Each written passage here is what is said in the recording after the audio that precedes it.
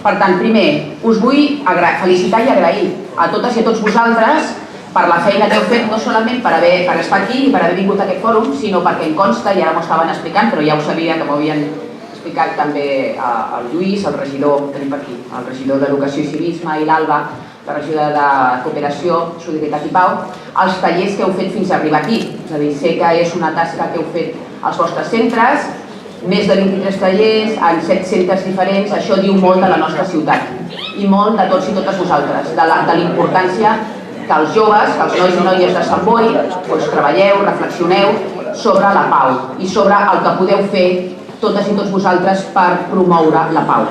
I perquè la pau és alguna cosa més que la no guerra. Estem parlant també que aquí, a les nostres ciutats, és molt important que totes i tots nosaltres aprenguem i sapiguem resoldre els nostres conflictes, els de cada dia, els de la nostra vida quotidiana, amb solucions no violentes i que sobretot sempre apostem pel diàleg, per al pacte i per l'acord.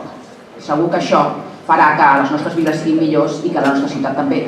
Per tant, el que hem d'aprendre avui, quan parlem de pau, no solament, que també és molt important, quina és la nostra posició i quin és el nostre treball perquè aquests conflictes dramàtics que passen al món, què podem fer nosaltres per incidir i perquè deixin d'existir, però també què podem fer aquí, a les nostres ciutats, a les nostres vides quotidianes, per això, per tenir una actitud davant la vida on la pau i la manera de resoldre les nostres coses sense violència sigui la línia. Això per una banda. Per tant, gràcies. Moltes gràcies a tots vosaltres. Gràcies per ser aquí i sobretot us desitjo que la jornada d'avui sigui molt gratificant, segur que ho serà, i puguem treballar amb aquesta línia que us comentava. Així que jo crec que és una ciutat molt viva, és una ciutat que hem de fer moltes coses, hem de treballar per moltes coses, i per tant us volia, insisteixo, felicitar novament, agrair i desitjar-vos sobretot que aquest dia d'avui, aquesta jornada d'avui us aporti tots aquests missatges, tots aquests elements que milloraran les vostres vides individuals, però segur que la nostra vida col·lectiva com a ciutadans i ciutadanes d'avui. Moltes gràcies i que vagi tot molt bé.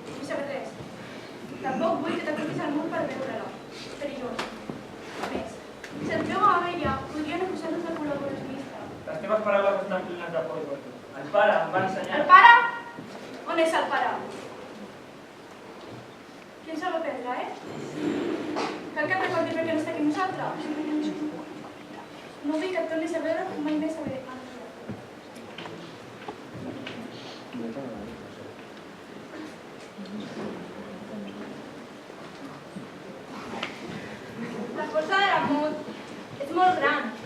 Per què s'oblida? Perquè el seu lloc està ocupat per el ressentiment. L'odi. Aviat et faràs un home. I comprendràs tot. Aleshores, si has lluitat pel que esteu, no deixa que et prengui. Però jo vull lluitar pel que sento. Les coses no són pel que sents, són pel que vius. I quina diferència hi ha? Quan la gent diu sabràs.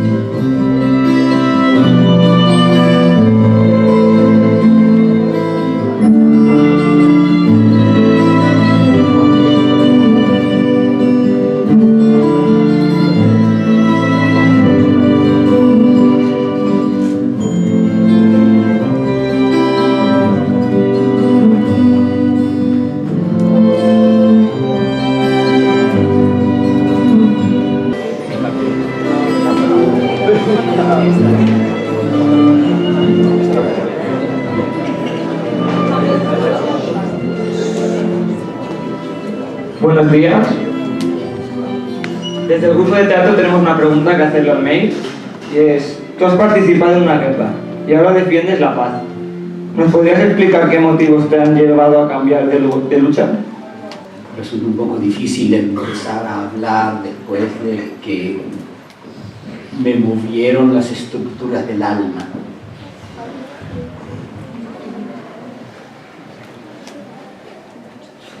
Me preguntáis cómo ha comenzado todo esto.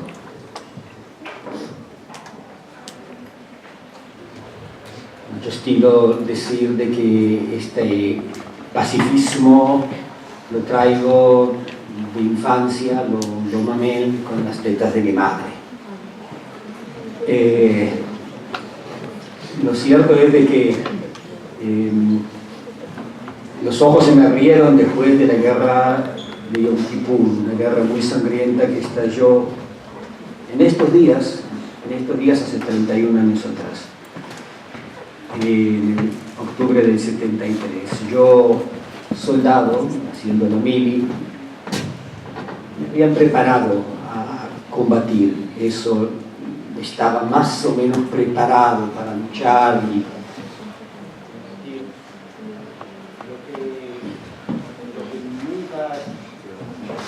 nunca me habían preparado. Combate, te llevan en helicóptero al hospital, te operan, te despiertas después de unos días, no entiendes en dónde te encuentras y te das cuenta de que, bueno, ya la vida no será lo mismo de lo que era antes, de que hay un antes y hay un después. Mi herida no fue demasiado grave, pero suficiente para estar unos meses internado y lo suficiente para encontrarme cara a cara con el fantasma de la muerte, el fantasma que da vueltas por los hospitales y decide: a este me lo llevo y a este no, a este sí, a este no.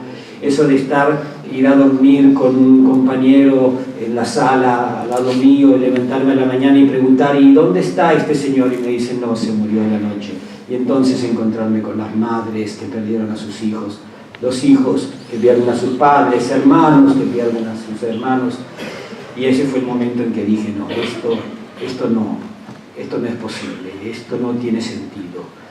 ¿Qué es eso de matarse? ¿Qué es eso de luchar por tierras? Por favor, el hombre es mucho más importante que la tierra, la vida humana es mucho más importante que cualquier trozo, pedazo de tierra, por más importante que sea.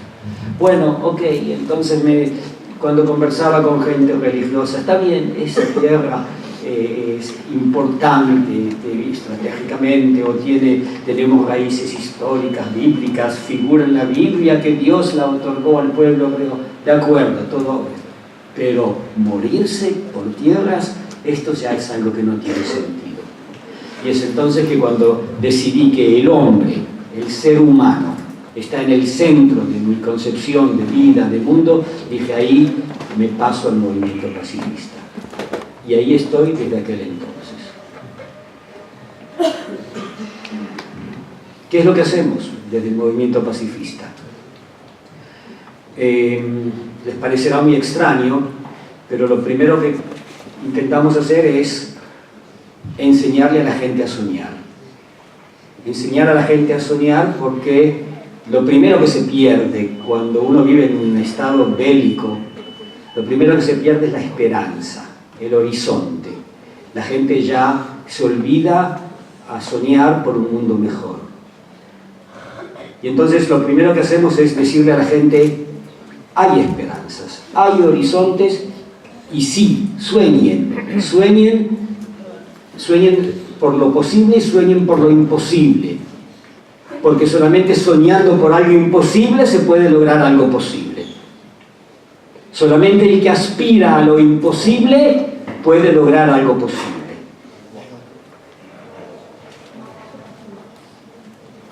Lo segundo que hacemos es tratar de instalar la duda.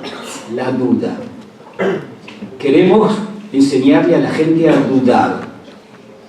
¿Les resulta obvio? Bueno, vosotros sois afortunados, tenéis la suerte que podéis soñar, que tenéis un horizonte, que podéis dudar. Pero en mi país no es tan simple que gente de vuestra edad dude de lo que le dice el sistema, ya sean los profesores, ya sea el gobierno, ya sean los generales, ya sea el periodismo. La gente no duda, la gente toma las cosas tal cual como se las dan.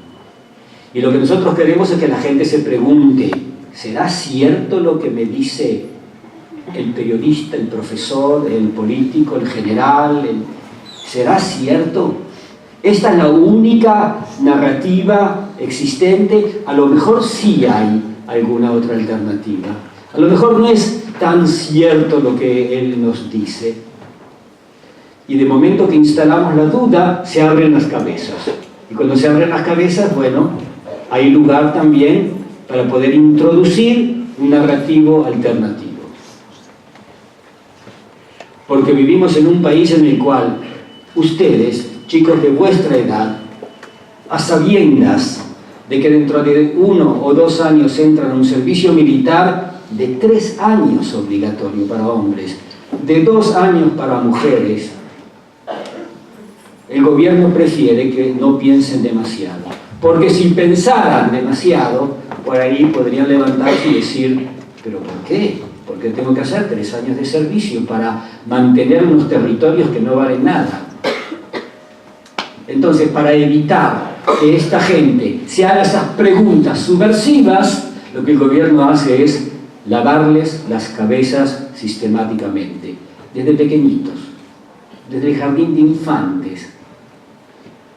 ¿No me creen? Les voy a contar un experimento hecho hace poco por una socióloga israelí, que en el jardín de infantes, niños de 4 años, alguien toca la puerta, tac, tac, tac, la maestra jardinera dice, un árabe, y los chiquitos de 40 años van todos a esconderse con miedo y con temor porque el árabe golpeó la puerta. Yo me acuerdo cuando era pequeño me decían, si no comes todo el hombre de la bolsa te viene a buscar. Y había otros lugares que me contaron que decían, los gitanos vienen a buscarte. Y en mi país el árabe. Entonces, si el árabe desde los 4 años ya es una amenaza, cuando tienen vuestra edad de amenaza pasan a ser enemigos. Y cuando tienen 18 van al ejército dispuestos a matar y también a morirse por la patria. ¿Pero por qué? ¿Qué sentido tiene esto? Entonces nosotros queremos instalar la duda y presentar también un narrativo alternativo. O sea, queremos mostrarle a la gente de que existen otras vías, que existe una segunda, y si la segunda nos lleva a un callejón sin salida, bueno, existirá una tercera, también una cuarta, también una quinta. Pero lo que está claro es de que la salida no debe ser violenta. Todo conflicto se puede solucionar a través de una conversación directa. Si reconoces al otro lado, si vas con buena fe a negociar, si reconoces de que los intereses del otro y los nuestros son absolutamente similares, que en última instancia, tanto yo como mis compañeros palestinos, al final del día lo que queremos es traerle un plato de comida a nuestros hijos. Entonces, claro que estamos en la misma. No es fácil producir este cambio, no es fácil, pero ya dijo alguien que cuando un barco naufraga, nadie lo abandona hasta que no aparece otro barco en el horizonte. Bueno, nosotros queremos ser ese barco que se acerca al barco que está naufragando para darle a la gente la posibilidad de salvarse. En otras palabras, queremos salvar a nuestro país de sí mismo. Queremos salvarlo de sí mismo. No son los árabes los que nos están causando daño, somos nosotros mismos los que estamos causándonos daños a nosotros. Tenemos un mecanismo interno de autodestrucción. Un mecanismo interno que queremos desactivar antes que sea tarde, porque yo veo que mi país está en un precipicio. Está en un precipicio y sé dónde termina. Estamos en una pendiente que termina en un precipicio. Para lograr hacer este cambio, no hace falta cambiar toda la sociedad, todo el gobierno, todo el sistema. A veces alcanza con cambiar una sola pieza en esta maquinaria, en esta estructura. Cambiando una sola pieza se produce esta avalancha que al final va a producir el cambio de paradigmas en la sociedad.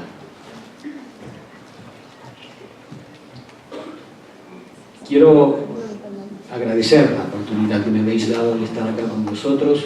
Me ha emocionado profundamente la obra de teatro que habéis hecho en mi honor y deciros que estoy acá aprendiendo mucho, constantemente, aprendiendo de la forma pacífica, digna, honorable en la que ustedes están llevando vuestro conflicto adelante, aprendiendo de la seriedad con la que habéis estudiado este tema, aprendiendo del respeto que yo estoy recibiendo de vosotros. Vengo de una ciudad mágica, los invito a todos a venir a Jerusalén, pero tenemos tanto para aprender de vuestra ciudad que realmente los envidio. No habrá paz en el Medio Oriente hasta que Israel no diga: estos territorios que hemos conquistado se los devolvemos a sus legítimos dueños. Es complejo, es problemático, pero no hay otra fórmula. Llegaremos a ese día y la única pregunta es: ¿cuánta sangre se derramará hasta que el gobierno de Israel comprenda que no hay otra alternativa, que no hay más remedio que devolver los territorios conquistados en la Guerra de los 6 días en 1967? Pero te voy a contar una anécdota.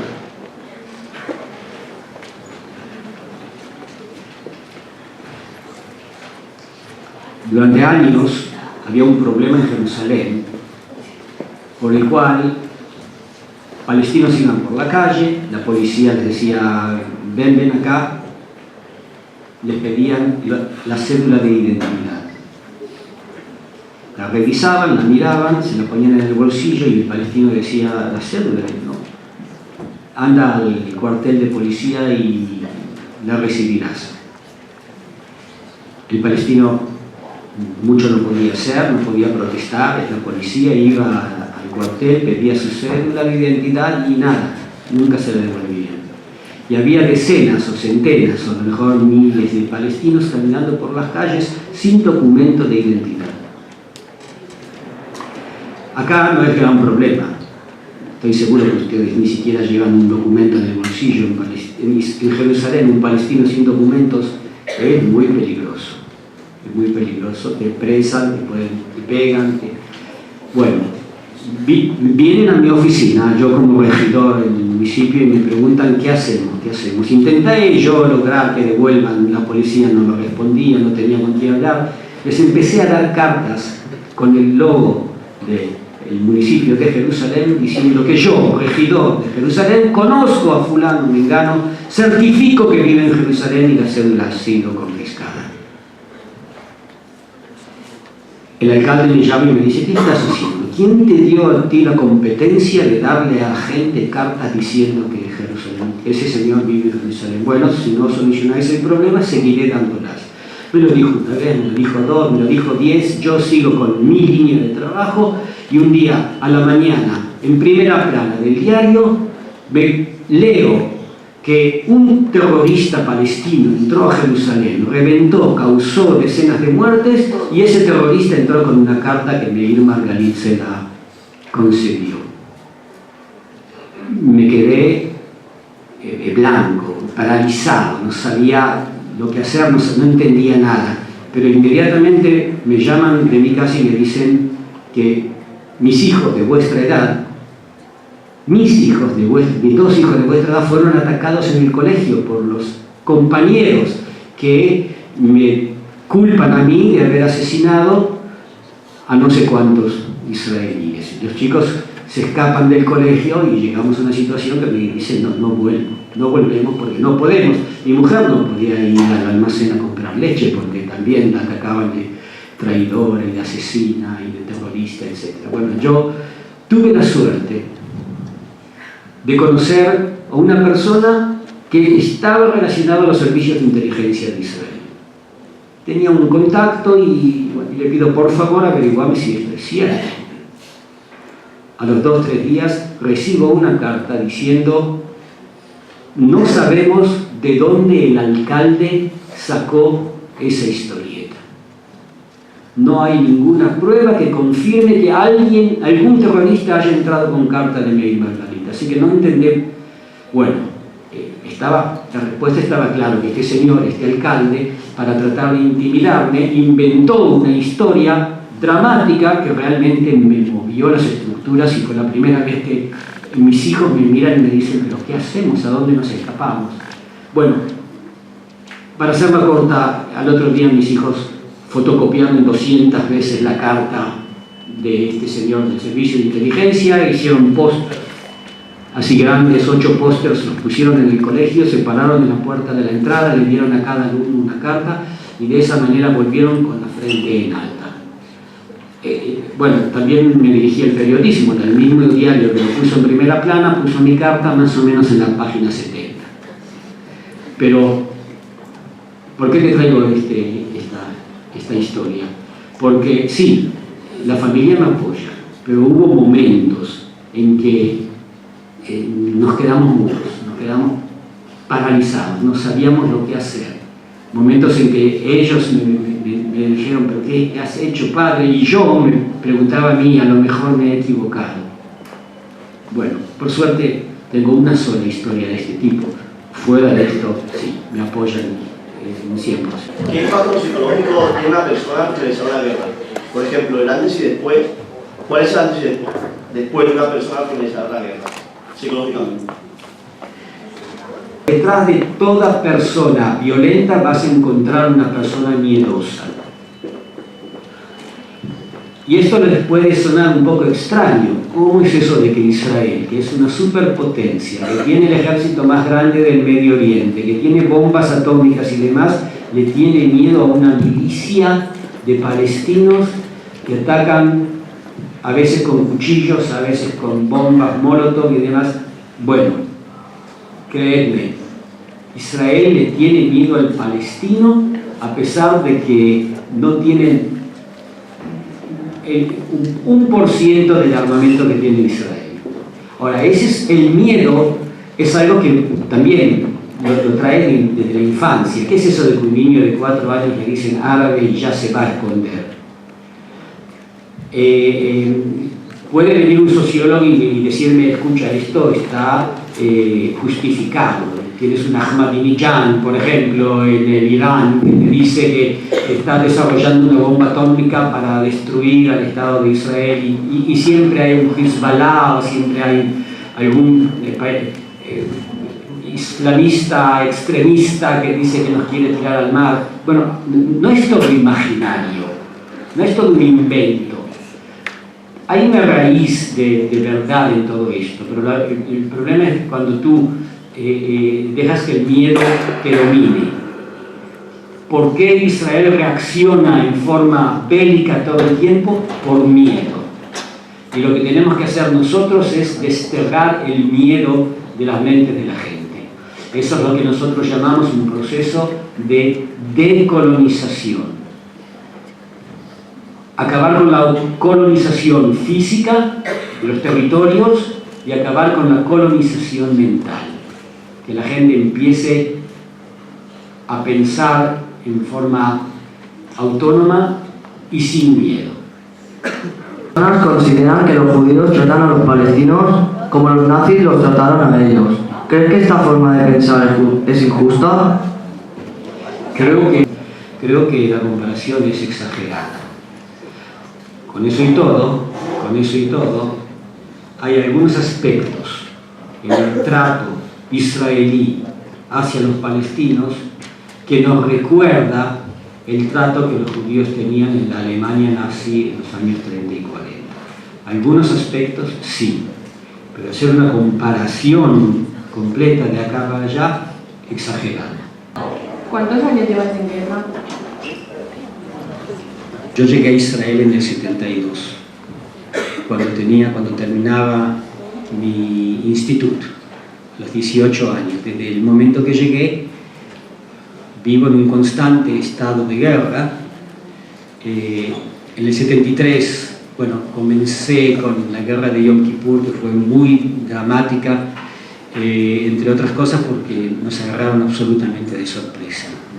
No nos esperábamos un ataque coordinado de Egipto y de Siria en un día festivo, en un día de ayuno. Realmente fue un shock. Desde aquel entonces, después de terminado mi servicio militar, bueno, en Israel un mes por año tienes que hacer reservas, por lo menos hasta los 45. De modo que no es que tú terminas el servicio militar y te desconectas absolutamente del ejército, sino que continúas año tras año haciendo reservas, y después obviamente seguí haciendo el servicio militar a través de mis hijos. Los 3 hijos hicieron su mili y obviamente yo mentalmente estuve con ellos durante todo este servicio militar. Mis hijos también hacen sus reservas, mis hijos también en el último, bueno, en épocas bélicas los movilizan.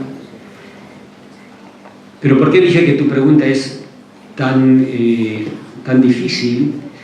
Porque soy hijo de supervivientes del Holocausto. Soy hijo de supervivientes del Holocausto. Yo creo que desde que nací estoy en guerra. O sea, padres a los cuales la guerra los persiguió constantemente. Estando incluso en Argentina, ellos no podían liberarse del terror de la guerra que vivieron en Polonia. De modo que desde que yo me conozco, desde que me acuerdo de mí mismo, estoy constantemente viviendo en esta situación bélica.